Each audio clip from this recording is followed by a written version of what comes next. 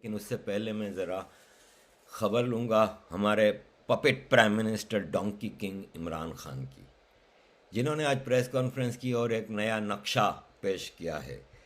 मैं इमरान खान से ये कहूँगा कि ये युथियापे के काम तुम्हारी पूरी पार्टी तो कर ही रही है और तुम उनके ज़ाहिर गुरु हो, गुरु घंटाल हो, तो तुम ज़्यादा करोगे। तुम जब तक रोज़ एक बेवकूफ़ी की ट्वीट या बयान ना दे दोगे तब तक तो तुम्हारा दिन शुरू नहीं होता। तो थोड़ी कम लकीरें खींचा करो, आजकल बहुत ज़्यादा लकीरें खींचने लगे हो तुम इमरान खान। बात दरअसल ये है कि अगर जितना तुम इंडिया के नक्शे पे और जियोग्राफी पे तुम फिक्र करते हो, इतनी फिक्र अगर तुम पाकिस्तानी हो, अगर पाकिस्तान की जियोग्राफी की फिक्र करते ना, तो आज आधा पाकिस्तान लूज ना कर जाते। 55% पाकिस्तानी तो बांग्लादेशी बन गए हैं। बाकी जो पाकिस्तानी हैं, बलोच, पख्तून, मुहाजिर, सिंधी, सिराइकी, हिंद को, हज़ारा, वो सब तुमसे तंग हैं। पाकिस्तान की पंजाबी आर्मी से सब तंग हैं। उनकी फिक्र कर लो तो ज़्यादा बेहतर ना होगा, बजाय इसके कि तुम इंडिया के जियोग्राफी की फिक्र करते हो। जो मिला हुआ है वो संभाला नहीं जा रहा, उनका बेड़ा गर्क किया हुआ है, उनको मारे जा रहे हो, उनको मिसिंग पर्सन की लिस्ट बढ़ाए जा रहे हो, उनके घरों पे कब्जे कर रहे हो, उनको जीने का हक नहीं दे रहे। और जो बचे हैं तुम्हारे अपने बूट चाट वाले भी, उनको भी ना पानी है, ना गैस है, ना इलेक्ट्रिसिटी है, ना बेसिक ह्यूमन नीड्स की चीज़ें हैं। फिक्र तुम्हें इंडिया की है, कुछ शर्म कर। थोड़ी बहुत भी गैरत है, लेकिन इस आदमी के बारे में मैं अपने दर्शकों को बता दूं कि इसमें गैरत कहाँ से आएगी। मैं आपको बताता हूँ, इसका बाप सरकारी ऑफिसर था। करप्शन के इल्ज़ाम पे इसके बाप को भुट्टो ने सरकारी नौकरी से निकाला था। मुझे एक बात बताएं, एक सरकारी नौकरी करने वाला एक आम आदमी, इसका बाप, कि जिसकी बीवी कैंसर की मरीज थी, इनके पास इलाज के पैसे नहीं थे, वो ऑक्सफोर्ड में पढ़ने जा रहे हैं। और ऑक्सफोर्ड में ये क्या करता था, ये कुछ अय्याश बरतानवी बूढ़ी खवातीन की अय्याशी का सामान था। इसके बारे में मशहूर था। बल्कि इसने एक ऐसी लड़की से शादी की जिसकी माँ इसकी गर्लफ्रेंड रही है। ये सब हकीकतें मौजूद हैं, आपको हिस्ट्री की बुक्स में मिल जाएंगी, और कुछ नहीं तो रहम खान की किताब में आप चले जाएं तो आपको बहुत कुछ मिल जाएगा।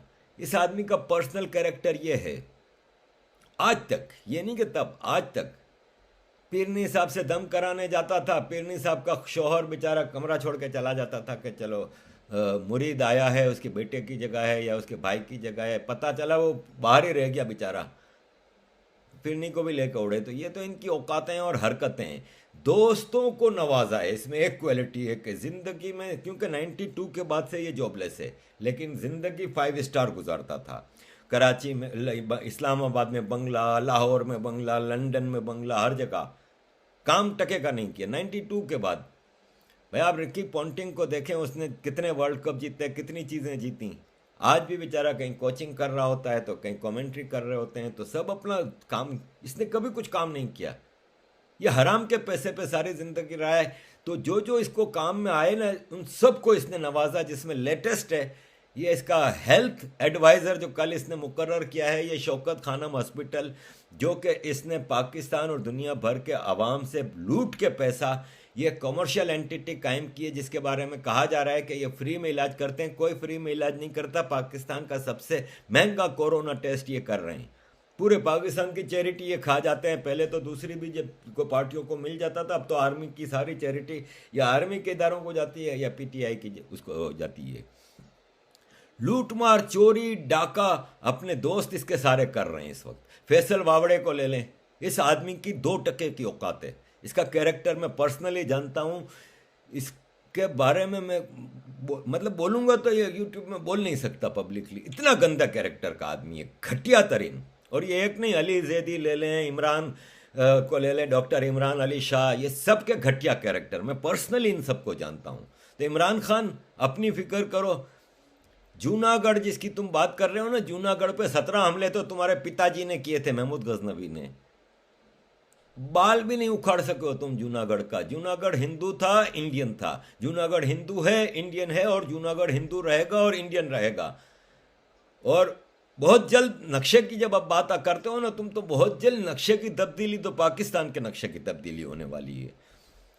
और अब वक्त आ गया है इमरान खान, अब वक्त आ गया है, और इंशाल्लाह मैं कोशिश करूंगा, दुआ करूंगा, पूरी दुनिया में कैंपेन चलाऊंगा कि तुमको और तुम्हारे इन बाजवों को इंटरनेशनल कोर्ट ऑफ जस्टिस में वार क्राइम्स के तौर पे पेश किया जाएगा। आगे आता हूं मैं। कल एक मुबारक दिन है, एक बहुत ही ज़रूरी काम होने जा रहा है। मेरी खुशी का मैं अंदाज़ा नहीं बता सकता, क्योंकि ये मुसलमानों की भी भलाई का काम है।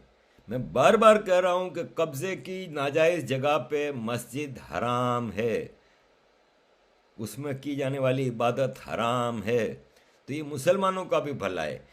पहला स्टेप है। आई विल बी हैप्पी कि इंडिया के ही नहीं, पाकिस्तान, अफगानिस्तान, बांग्लादेश में भी जितने मंदिर गुरुद्वारे तबाह किए गए हैं वो रिस्टोर हो जाएं। मामूली मिसाल दूंगा कि जब मैं कराची में जमशेद टाउन का मेयर था, तो जमशेद टाउन में दुनिया में जो 4 पुराने तरीन मंदिर हैं, उसमें से एक कराची के जमशेद टाउन में था, श्री पंच हनुमान मंदिर। अभी मुझे कहीं से खबर मिली है कि ये पिछले साल या इससे पिछले साल, कुछ सालों पहले वहाँ से एक मूर्ति निकली है जो कई हज़ार साल पुरानी है। आर्कियोलॉजी डिपार्टमेंट उसको स्टडी कर रहा है, लेकिन ये खबरें दबा देते हैं। आपको जर्मनी में एक जगह आर्कियोलॉजिकल साइट पे शिवलिंगम मिला है, कंबोडिया में, इंडोनेशिया में। बार बार साबित हो रहा है कि यही सबसे पुराना धर्म है। मुझे एक पुराना धर्म या पुराना मुल्क इंडिया के अलावा बता दें, जो इंडिया से ज़्यादा पुराना हो या हिंदू धर्म से पुराना धर्म हो, कोई एक बता दें। ये इनकी सर्वाइवल, इनकी सच्चाई है। अयोध्या के हवाले से मैं मुबारकबाद दूंगा अगेन पूरे हिंदुस्तान के लोगों को, ख़ास तौर पे मुसलमानों को। यहाँ पे भी मुझे कई लोग वो कह रहे हैं कि आरिफ भाई ये कोई फैज़ साहब हैं जो पद यात्रा करके जा रहे हैं और उधर, तो आप सपोर्ट करें उसको। तो देखें, मैं यहाँ पे सपोर्ट करता हूँ अपने हिंदू भाई बहनों को। क्यों? कि ये इनके लिए एक बहुत ज़रूरी मकाम है, बहुत ज़रूरी स्टेप है। और जिस तरह मुसलमानों ने बार बार पीठ मारे में छुरे मारे हैं और मुसलमानों के इन्वेडर्स ने यहाँ पे कत्लो गारत की है, तो शर्म से डूब मर जाना चाहिए उन मुसलमान लिखारियों को जो आज अयोध्या के खिलाफ लिख रहे हैं। उनको शर्म से डूब मरना चाहिए। होना तो ये चाहिए कि आओ हिंदुस्तान, पाकिस्तान के तमाम मुसलमानों मिल के अपने हिंदू भाई बहनों से माफ़ी मांगे कि हम लोगों ने हमने तो नहीं, लेकिन हमारे कम्युनिटी के जो इन्वेडर्स थे उन्होंने इस देश पे, इस देश के वासियों से बहुत ज़्यादा जुल्म किया है। हमें माफ़ी मांगनी चाहिए इनसे। मैं बार बार कह रहा हूँ कि कदर करो जो तुम्हें ये लोग मिले हैं। अगर तुम्हारे जैसे तुमको मिलते ना तो पता चल जाता। तो फैज़ साहब हों या कोई भी हो, मैं यहाँ पे इस पॉइंट ऑफ व्यू से हूँ कि हम सॉलिडरिटी तो दिखाएं।